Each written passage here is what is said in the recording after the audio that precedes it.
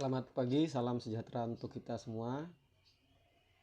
Yang saya hormati, Bapak dosen pengampu mata kuliah Psikologi Pendidikan Jasmani dan Olahraga, yaitu Bapak Dr. Ade Rahmat MPD, beserta rekan-rekan program Magister Pendidikan Jasmani IKIP PGRI Pontianak.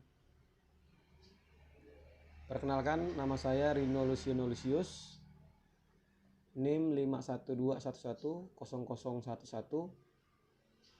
Dalam kesempatan kali ini saya akan memaparkan materi yaitu tentang teknik-teknik peredaan ketegangan.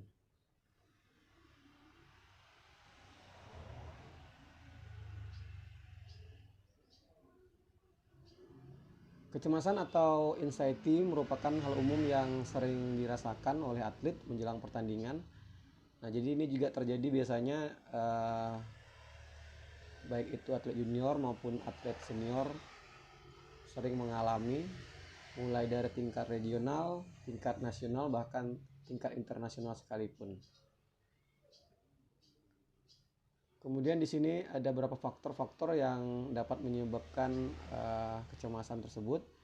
Yang pertama yaitu tekanan dari diri sendiri, artinya dari dalam diri atlet tersebut. Kemudian yang kedua tekanan dari luar ataupun faktor eksternal.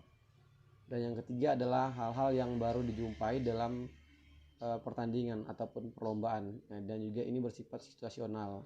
Ini biasa terjadi ketika kita tampil, kemudian kita melihat mungkin postur lawan, ataupun kita lihat mungkin tingkat kecepatan ataupun tendangan lawan, misalkan dalam suatu pertandingan bela diri seperti itu. Nah, jadi hal ini juga terkadang bisa mempengaruhi kondisi ataupun tingkat kecemasan atlet seperti itu, kondisi psikologis ataupun tingkat kecemasan atlet. Dan juga hal terbesar biasanya yang membuat kecemasan itu semakin meningkat yaitu ketakutan berlebihan jika mengalami kegagalan dalam kompetisi yang diikutinya.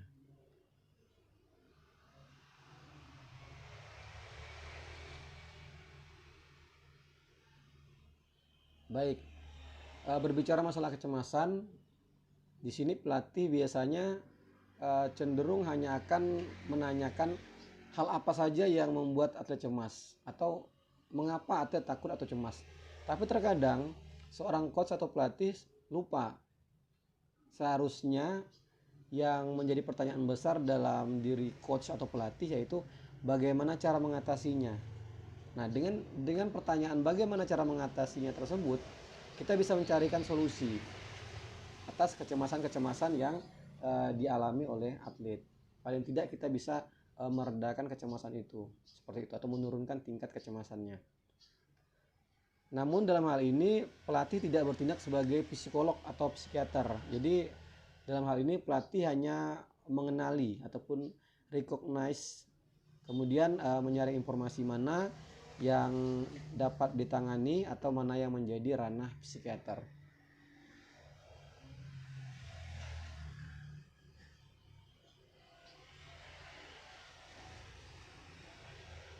Untuk mengurangi tingkat ketegangan dan kecemasan, biasanya kita akan mencari sumber ketegangan atau kecemasan yang ada pada diri atlet tersebut. Caranya yang pertama menjalin komunikasi ataupun hubungan yang baik dengan atlet. Artinya di sini dengan kita menjalin komunikasi yang baik terhadap atlet, kita berharap atlet akan terbuka dan mau menceritakan hal-hal yang dirasakannya. Nah, kemudian kita bisa mencari solusi atas permasalahan-permasalahan ataupun hal-hal yang dapat meningkatkan kecemasan tersebut. Kemudian selain dengan cara-cara seperti yang saya sebutkan tadi, kita juga bisa mengatasi ketegangan-ketegangan atau kecemasan-kecemasan melalui beberapa teknik. Sebelum kita lanjutkan, kita kenali dulu ada dua gejala ketegangan ataupun anxiety dalam diri seseorang. Yang pertama itu gejala fisik, yang kedua gejala psikis. Nah, kalau untuk gejala fisik ini sendiri itu ditandai dengan perubahan irama pernapasan. Jadi mungkin awal mulanya terlihat santai, kemudian ketika dia mengalami kecemasan ataupun tegang seperti itu, maka irama pernapasannya akan tidak teratur ataupun lebih cepat seperti itu.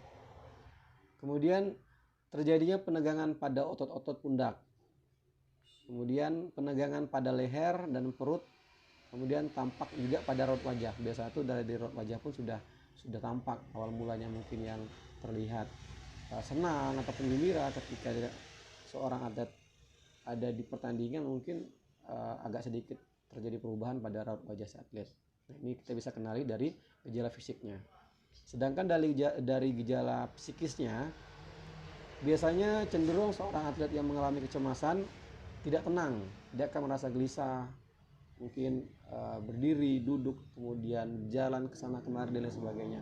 Jadi tidak ada ketenangan dalam diri atlet seperti itu. Kemudian perhatian juga terganggu, kurang fokus. Biasanya kita dalam menanyakan sesuatu, mungkin jawabannya itu tidak mengena ataupun bahkan tidak nyambung lah seperti itu, karena si atlet perhatiannya terganggu ataupun kurang fokus.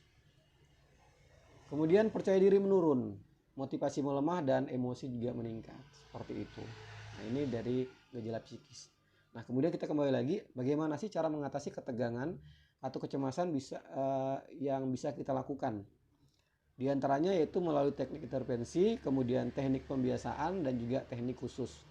Nah, teknik intervensi ini sendiri dimaksudkan pelatih dalam usahanya mengurangi atau menghilangkan ketegangan atau kecemasan, langsung bertindak kepada atletnya melalui instruksi mengenai pemusatan latihan, pengaturan pernapasan, relaksasi otot-otot secara progresif seperti itu. Nah, jadi artinya teknik intervensi ini seorang pelatih harus bisa mempengaruhi atletnya dalam bentuk kata-kata ataupun dalam bentuk instruksi. Misalkan ketika atlet mulai tampak cemas ataupun tegang dalam menghadapi suatu pertandingan, mungkin seorang pelatih dapat melakukan tindakan ataupun teknik intervensi ini dalam bentuk instruksi. Misalkan mengalihkan fokusnya agar kembali tetap ke dalam fokusnya bertanding, kemudian juga meminta atlet untuk mengatur irama nafasnya dan juga meminta atlet untuk merelaksasikan otot-ototnya seperti itu. Nah, kemudian teknik yang bisa kita lakukan juga yaitu teknik pembiasaan. Untuk permasalahan yang biasanya dijumpai dalam pertandingan disajikan dalam latihan. Artinya di sini kalau untuk teknik pembiasaan ini kita bisa menempatkan hal ini pada latihan. Jadi misalkan teknik pembiasaan ini bertujuan untuk memberikan pengalaman kepada atlet dalam situasi-situasi pertandingan yang mungkin nanti akan atlet jumpai atau atlet temui dalam beberapa pertandingan yang diikutinya. Misalkan kita menempatkan atlet pada situasi yang mungkin dalam suatu gedung atau ruangan dengan ventilasi yang kurang baik sehingga sirkulasi udara di dalamnya sangat mengganggu. Nah, ini kita hadapkan atlet pada situasi seperti itu. Kemudian bisa juga mungkin kita tempatkan atlet pada situasi berlatih ataupun bertanding di lapangan yang kondisi berbeda-beda. Misalkan permukaan lapangannya tidak rata, kemudian permukaan yang licin, atau bisa juga latihan menggunakan alat-alat yang terbuat dari bahan yang sintetis ataupun bahan-bahan yang sifatnya tidak menyerupai ataupun tidak sama dengan alat yang sebenarnya. Nah, terkadang kan bisa juga kita jumpai hal seperti itu, ya. Misalkan dalam pertandingan yang dapat dikatakan tarkam lah seperti itu. Jadi kita biasa menggunakan bola yang bagus. Kemudian kita harus dihadapkan pada kondisi panitia mungkin ataupun penyelenggara dengan kondisi peralatan yang minim. Misalkan tidak ada bola bagus, tidak ada bola yang standar, kemudian pakailah bola-bola yang sembarangan seperti itu. Nah, kita harus menempatkan atlet pada situasi tersebut sehingga nantinya ketika atlet tersebut mengalami kondisi yang serupa, atlet tidak merasa canggung lagi seperti itu. Nah, kemudian kita bisa juga memberikan pengalaman-pengalaman bertanding, misalkan dalam pertandingan ataupun dalam cabang pencaksilat, kita bisa menempatkan latihan di mana atlet harus melawan orang yang mungkin tubuhnya lebih besar lagi, ataupun orang yang diseganinya, ataupun orang yang ditakuti, agar melatih mental atlet untuk siap dalam menghadapi situasi-situasi yang mungkin tidak diinginkannya, seperti itu. Nah, kemudian di sini teknik-teknik peredaan ketegangan tadi sudah saya sebutkan untuk latihan pembiasaan. Jadi latihan pembiasaan dilakukan dengan cara simulasi ataupun latihan yang sengaja dibuat dengan menciptakan berbagai situasi yang dapat menimbulkan ketegangan dalam batas-batas tertentu, seperti itu. Nah, kemudian kita juga bisa menggunakan teknik-teknik khusus. Nah, teknik khusus ini yaitu penanganan ketegangan dengan teknik khusus lebih menekankan pada pendekatan individual. Jadi di sini kita bisa juga menggunakan teknik khusus. Di sini diantaranya ada 3. Yang pertama relaksasi melalui musik dan juga massage ataupun spa. Kemudian kita juga bisa memperkuat keyakinan atlet akan persiapan yang dilakukannya. Jadi melalui teknik intervensi seperti yang saya sebutkan di awal tadi. Kemudian menjauhkan atlet dari pembina atau ofisial pencemas. Nah, ini juga sangat penting karena terkadang ada ofisial yang memang sifatnya itu ofisial pencemas, menakut-nakuti atlet. Nah, kita harus hindarkan si atlet dari ofisial seperti itu. Jadi biasanya ada ofisial yang bukannya memberikan support atau dorongan, bahkan seolah-olah menakut-nakuti. Misalkan, coba lihat lawanmu yang itu. Nah, itu tendangannya cepat tuh, hati-hati kamu. Nah, seperti itu. Dengan demikian si atlet sudah langsung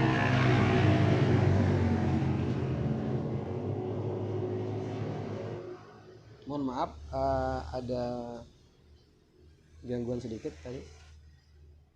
Oke, saya lanjutkan kembali. Baik, jadi kita harus bisa menjauhkan atlet dari pembimbing ataupun pembina ataupun ofisial yang pencemas. Artinya dapat memberikan sugesti-sugesti yang negatif terhadap diri atlet.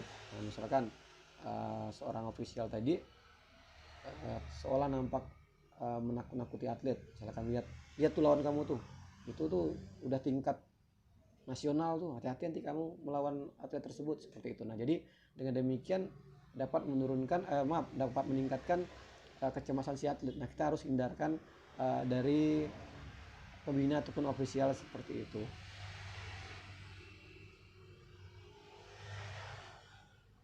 Nah, kemudian di sini selain yang saya sebutkan tadi, di sini ada teknik-teknik khusus lainnya yang bisa kita terapkan juga tentunya dalam diri atlet.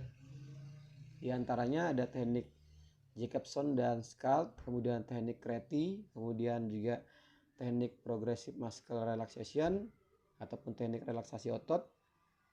Ada teknik Autogenic Relaxation, ada teknik respon bebas anxiety, ada teknik deep breathing, dan juga teknik meditasi dan teknik model training.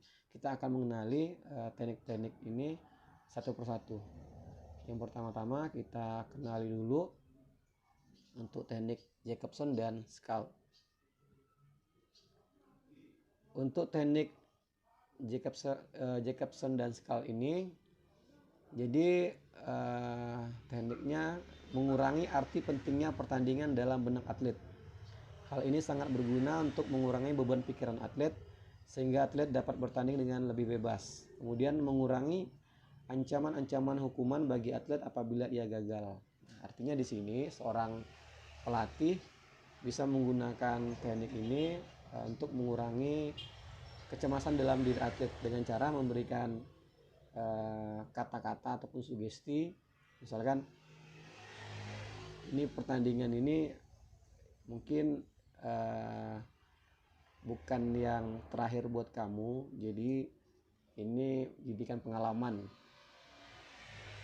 Artinya kita menyarankan atlet untuk tetap fokus bertanding, hanya saja kalaupun nanti atlet mengalami suatu kegagalan, kita tidak akan menuntut apa-apa ataupun memarahi atlet tersebut. Jadi dengan memberikan sugesti seperti itu, jadi akan sedikit mengurangi kecemasan dalam diri atlet, seperti itu. Kemudian teknik Creti. Teknik Creti ini membuat suatu daftar dari orang-orang atau barang-barang atau situasi yang menyebabkan atlet merasa bimbang, takut, dan cemas. Kemudian daftar tersebut disusun menurut urutan dari yang paling ditakuti sampai dengan hal-hal yang kurang ditakuti. Pertama-tama, kita hadapkan atlet kepada situasi yang membangkitkan anxiety ataupun kecemasan yang paling rendah dan menyuruhnya untuk membiasakan diri terhadap situasi demikian. Nah, kita minta atlet untuk membuat daftar ataupun nama-nama ataupun barang-barang atau hal-hal yang dapat membuatnya cemas seperti itu. Nah, jadi draft tersebut ataupun daftar tersebut kita susun, kemudian kita urutkan satu persatu yang mana yang paling ditakuti oleh atlet. Nah, kemudian kita menyusunnya dan juga kita akan meminta atlet untuk membiasakan diri terhadap situasi-situasi yang seperti ditulis ataupun yang masuk dalam draft tersebut. Nah, jadi misalkan dia takut jika harus menghadapi seorang atlet yang bertubuh besar, misalkan seperti itu. Nah, kita harus sering membiasakan si atlet untuk menghadapi situasi seperti itu agar atlet merasa terbiasa seperti itu.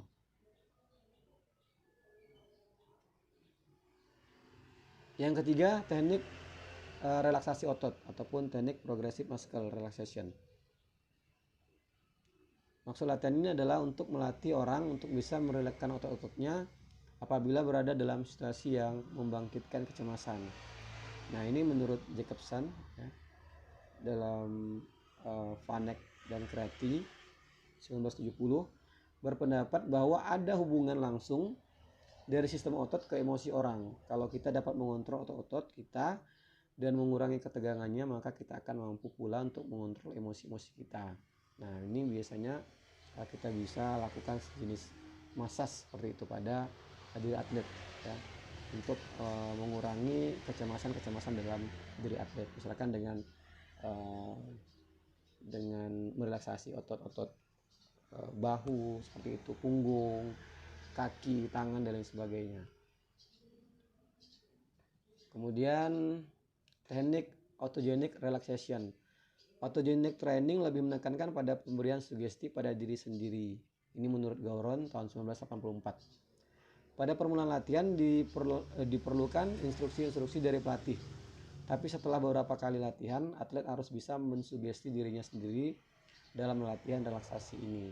Nah, ini autogenic relaxation ini artinya dia harus bisa merelaksasi dirinya sendiri ya, dalam bentuk latihan relaksasi seperti itu. Jadi si atlet harus bisa mensugesti dirinya sendiri ya dalam latihan relaksasi ini. Misalkan dia mengatakan dalam dirinya bahwa saya bisa, saya mampu, saya bisa memenangkan pertandingan ini, saya bisa menghadapi pertandingan ini. Nah, seperti itu. Jadi dia harus bisa mensugesti dirinya untuk menciptakan relaksasi sendiri dalam dirinya. Jadi tanpa dibantu oleh orang lain seperti itu. Yang selanjutnya yaitu teknik respon bebas anxiety. Pertama-tama, atlet dimasukkan ke dalam situasi yang menimbulkan kecemasan. Kemudian atlet tersebut akan diberikan stimulus eksternal, misalnya bunyi bel, bunyi peluit, atau teriakan pelatih. Setelah diberikan stimulus eksternal, atlet diminta untuk segera berusaha rileks. Jadi atlet harus mengasosiasikan perasaan bebas anxiety ataupun rileks dengan stimulus dari luar tersebut. Nah, misalkan kita hadapkan atlet pada situasi-situasi tertentu ya. Nah, kemudian kita berikan stimulus, bisa berupa bel, bisa berupa peluit ataupun teriakan pelatih. Nah, ketika menghadapi situasi tersebut, situasi yang membuat cemas tersebut, kita langsung memberikan isyarat bisa berupa teriakan, bisa berupa bunyi bel tadi ya. Jadi ketika atlet mendengar stimulus tersebut, dia harus mampu meredakan ketegangan ataupun kecemasan dalam dirinya. Mungkin bisa dengan cara menarik nafas ataupun melatih kembali fokusnya dan lain sebagainya. Jadi si atlet benar-benar harus merespon setiap stimulus yang kita berikan kepada atlet dalam bentuk suara, fluid, bel, ataupun teriakan pelatih. Nah, misalkan ketika atlet sudah mulai merasa cemas, pelatih teriak, fokus, ataupun Bisa juga seorang pelatih menginstruksikan tenang, tarik nafas dalam dan lain sebagainya. Jadi si atlet harus mampu tuh, harus bisa merespon hal tersebut. Nah, jadi dengan melatih respon seperti itu, nanti ketika dalam suatu pertandingan, ketika mendengarkan stimulus dari seorang pelatih, seorang atlet benar-benar bisa merespon dan juga menurunkan kembali tingkat kecemasannya apabila dia mengalami kecemasan dalam suatu pertandingan, seperti itu. Yang selanjutnya adalah teknik deep breathing, yaitu latihan pernapasan dilakukan dengan mengambil napas dalam-dalamnya dan mengeluarkan napas sebanyak-banyaknya. Ini saya rasa sering kita terapkan dalam suatu latihan ataupun pertandingan. Bahkan mungkin saya pribadi pun sering sekali menerapkan hal tersebut, hal seperti ini. Nah, jadi dengan menarik napas sedalam-dalamnya, kemudian mengeluarkan napas banyak-banyaknya, seperti itu. Yang selanjutnya adalah teknik meditasi. Menurut Huger tahun 1988 dalam bukunya mengenai teknik mengatur stres, mengatakan bahwa meditasi adalah salah satu latihan mental yang juga dapat menyegarkan psikis maupun fisik. Nah, seperti yang kita ketahui bersama, teknik meditasi ini sudah cukup populer ya. Bahkan selain dalam kaitannya dengan olahraga, teknik meditasi juga diyakini bisa menurunkan kecemasan seseorang dalam menghadapi berbagai situasi dan tantangan, misalkan pekerjaan, kemudian juga permasalahan-permasalahan pribadinya. Nah, bisa melakukan teknik meditasi ini. Yang selanjutnya adalah teknik model training. Latihan model training menurut Vanek dan Kreti tahun 1970, yaitu latihan yang menyerupai situasi dan kondisi pertandingan yang sebenarnya. Nah, jadi kalau bahasa kita ini kayak simulasi ataupun gladi bersih lah, seperti itu. Nah, gladi bersih. Jadi artinya model training ini sudah benar-benar menempatkan si atlet pada situasi pertandingan sebenarnya. Misalkan langsung di lapangan yang akan dipertandingkan, misalkan di gor ataupun di stadion ataupun di gelanggang yang akan digunakan, kemudian langsung ditonton orang ramai seperti itu, ataupun langsung dengan, kalau silat itu kan biasa kan ada 5